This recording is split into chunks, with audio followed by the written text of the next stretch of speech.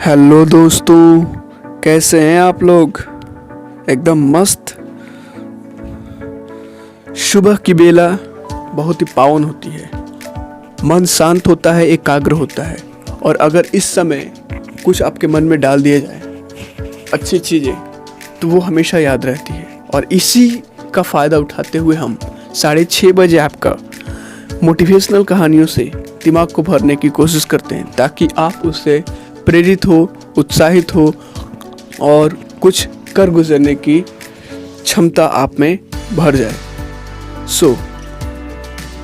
सुबह के आज के इस पावन बेला में अमित सिंह एआरएस की तरफ से आप सभी तमाम लोगों को हार्दिक अभिनंदन करता है और स्वागत करता है अपने कहानी में। Good morning to you all. जग जाइए और कहानी आपकी प्रस्तुत करती हैं। और कहानी इस तरह से है। एक गांव में एक आलसी आदमी रहता था। वह कुछ काम धाम नहीं करता था। वह बस दिन भर निठल्ला बैठकर सोचता रहता था कि किसी तरह कुछ खाने को मिल जाए। एक दिन बस वह यूं ही घूमते घूमते आम के एक बाग के पास पहुंच गया। वहां रसीले आमों से लदे कई पेड़ थे। रसीले आम देख उसके मुंह में पानी आ गया और आम तोड़ने वह एक पेड़ पर चढ़ गया। लेकिन जैसे ही वह पेड़ पर चढ़ा, बाग का मालिक वहां आ पहुंचा। बाग के मालिक को देख आलसी आदमी डर गया और जैसे तैसे पेड़ से उतरकर वहां से भाग खड़ा हुआ। भागते भागते वह गांव के बाहर स्थित जंगल में जा पहुंचा। वह बुरी तरह से थक गया था, इसीलिए वह पेड़ के नीचे बैठकर सुस्ताने लगा। तभी उसकी नज़र एक लोमड़ी पर पड़ी। उस लोमड़ी की एक टांग टूटी हुई थी और वह लंगड़ाकर चल रही थी। लोमड़ी को देख आलसी आदमी सोचने लगा कि ऐसी हालत में भी इस जंगली जानवरों से भरे जंगल में ये लोमड़ी कैसे बच गई। इसका अब तक शिकार कैसे नहीं हुआ। जिज्ञासा में वह एक पेड़ पर चढ़ गया और वहां बैठकर देखने लगा कि अब इस लोमड़ी के साथ आगे क्या होगा। कुछ ही पल बीते थे कि पूरा जंगल शेर की भयंकर दहाड़ से गूंज उठा, जिसे सुनकर सारे जानवर डर डर कर भागने लगे।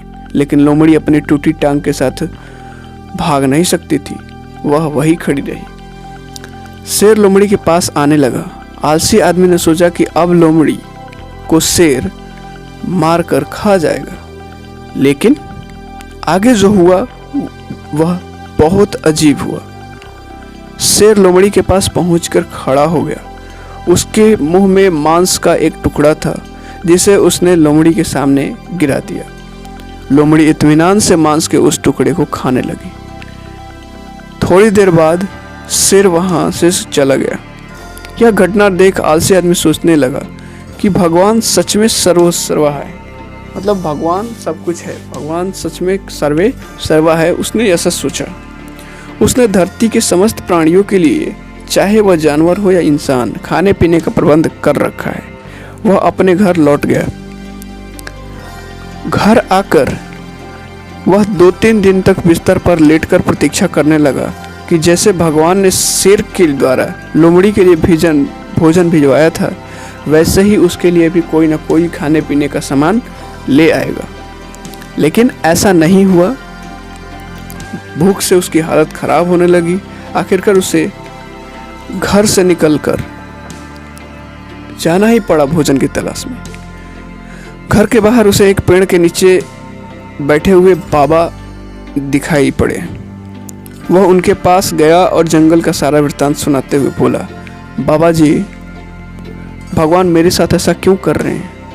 उनके पास जंगल के जानवरों के लिए भोजन का प्रबंध है, लेकिन इंसानों के लिए नहीं। बाबा जी ने उत्तर दिया, बेटा ऐसी बात नहीं है। भगवान के पास सारे प्रबंध हैं, दूसरों की तरह तुम्हारे लिए भी। लेकिन बात यह है कि तुम्हें लोमड़ी नहीं शेर बनाना चाहते। तो दोस्तों, यहाँ से हमें क्या सीख मिलती है? यही कि हम सबके भीतर क्षमताओं की असीम भंडार है, बस अपनी अज्ञानतावश हम उन्हें पहचान नहीं पाते और स्वयं को कमतर समझकर दूसरों की सहायता की प्रतीक्षा करते रहते हैं। स्वयं की क्षमता पहचानिए, दूसरों की क्षमता की प्रतीक्षा मत कीजिए, दूसरों की सहायता की प्रतीक्षा मत कीजिए। इतने सक्षम बनिए कि आप दूसरों की सहायता कर सकें। तो कैसी लगी यह कहानी आप हमें कमेंट सेक्शन में ज़रूर बताइएगा।